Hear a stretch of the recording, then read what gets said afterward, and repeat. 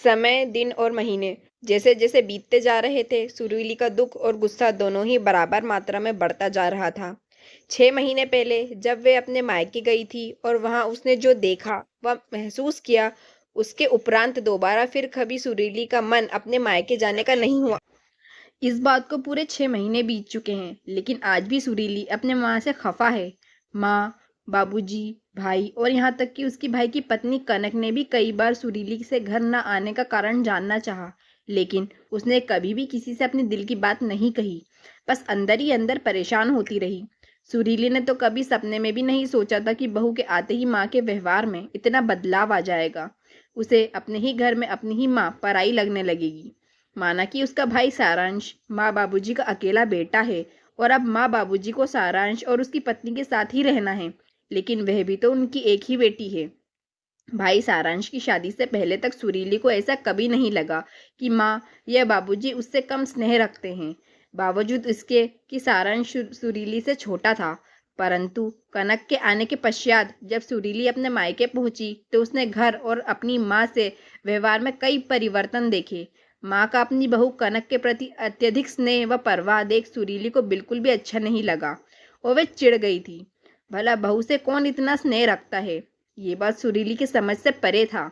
सुरीली को अपनी माँ की और भी कुछ बातें पसंद नहीं आईं। पहले जब कभी घर पर कोई छोटे से छोटा सामान भी खरीदा जाता था, माँ सुरीली से अवश्य सलाह मशवरा करती थी और फिर उसके कहे अनुसार ही घर पर कोई सामान आता। लेकिन अब की बार घर से के सारे पर्दे सुरीली की जानकारी के बगैर ही बदल दिए गए थे। वे भी पर्दे जिन्हें सुरीली ने पसंद करके लगाए थे। जब इस बारे में सुरीली ने अपनी माँ से बात की तो माँ बड़ी सहजता से कहने लगी, अरे वो कनक को ब्राइट कलर के पर्दे पसंद है ना, इसलिए उसने सारे पर्दे बदल दिए। मैंने ही कहा उसे बदल दो। यदि तुम्हें पसंद नहीं है, आखिर अब ये तुम्हारा ही घर है। माँ का ऐसा कहना ना जाने क्यों सुरीली को अंदर तक चुभ गया। उसे ऐसा लगा जैसे मायके से उसकी पड़क ढीली पड़ती जा रही है।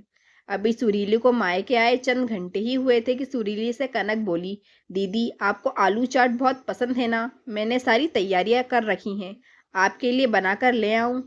ये सुन सुरीली को थोड़ा अच्छा लगा और वह तनकर बोली, हाँ बना लाओ। और साथ ही साथ सुरीली ने रात के खाने का मेनू लिस्ट भी कनक को बता दिया। तभी सुरीली की माँ बोली, सुरीली तुम भी जाकर किचन में कनक का हाथ बटाओ, वह अकेली ये सब नहीं कर पाएगी। माँ का इतना कहना था कि सुरीली को ऐसा लगा जैसे अब उसकी माँ उसकी नहीं रही, वह अपनी बहू की ही हो गई है। माँ को अपनी बेटी से ज्यादा फिक्र अपनी बहू की है। लेकिन सुरीली ने तुरंत कोई प्रतिक्रिया व्यक्त नहीं की, बल्कि एक ही शहर में ससुराल और मायका होने की वजह से रात के खाने से पहले ही वह बहाना बनाकर ससुराल लौट आई। तब से फिर कभी सुरीली ने मायके की तरफ मुड़कर नहीं देखा। एक शाम जब सुरीली मार्केट से घर पहुंची तो उसने देखा कि उसकी ननंद मधु अपने बच्चों के साथ घर आई हुई है। ये देख सुरीली अंदर ही अंदर कसमसा कर रह गई। मधु का आना उसे कसे पसंद नहीं था और उससे भी अधिक मधु का यहाँ आकर अनावश्यक हस्तक्षेप करना तो उसे बिल्कुल नहीं भाता था। मधु का ऐसा व्यवहार सुरीली को अपने अस्तित्वहीनता का बोध कराता। अक्सर मधु का बेतकल्लुफ होना, अपने बच्चों की सारी जिम्मेदारी सुरीली पर डालकर आराम से बतियाना, अपनी सहेलियों से मिलने और घूमने चले जाना, ये सब सुरीली को परेशान करता। क्योंकि मधु के ऐसा करने से सुरीली पर घर के सारे काम का बोझ आ जाता। ऐसे ही कई छोटे छोटे कारणों के चलते मधु और सुरीली के मध्य तनाव बना रहता था। मधु को देख सुरीली कुछ कहे बगैर ही सीधे किचन की ओर चली गई, क्योंकि वह जानती थी कि थोड़ी ही देर में मधु और उसके बच्चे अपनी फरमाइशों की झड़ी लगा देंगे।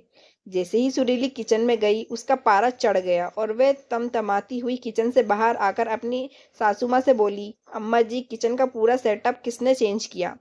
सासू माँ कुछ कहती उससे पूर्व ही उनके करीब बैठी मधु बोल पड़ी, भाभी लुक वाइज किचन का सेटअप बिल्कुल भी अच्छा नहीं लग रहा था और फ्रिज की वजह से किचन कंजस्टेड लग रहा था।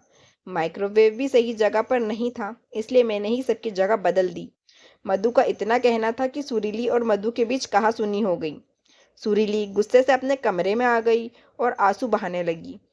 माँ से वैसे ही सुरीली नाराज चल रही थी, सो उसने अपने बाबूजी को फोन पर सारा वृत्तांत कह सुनाया। धैर्यपूर्वक सुरीली को सुनने के पश्चात बाबूजी बोले, किसी भी माँ या सास के लिए अपनी बेटी और बहू दोनों के मध्य सामंजस्य स्थापित करवाना इतना आसान नहीं होता। मायके में जितना अधिकार बेटी का होता है उतना ही एक बहू का भी होता है। तुम्हारी माँ तो हमेशा से चाहती थी कि कनक और तुम मिलजुल कर रहो।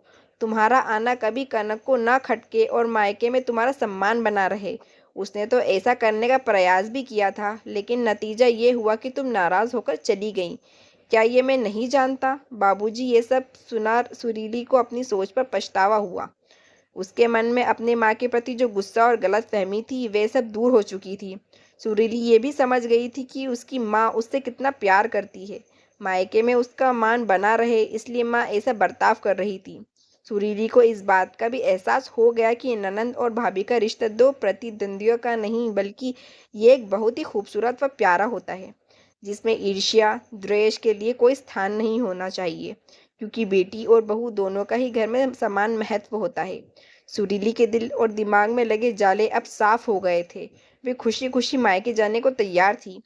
साथ ही ननंद मधु के संग भी वह अपने रिश्ते सुधारने का संकल्प लेकर अपने कमरे से बाहर आई। अगर आपको ये हमारी कहानी अच्छी लगी हो तो हमारे चैनल को लाइक करें, सब्सक्राइब करें और शेयर करें।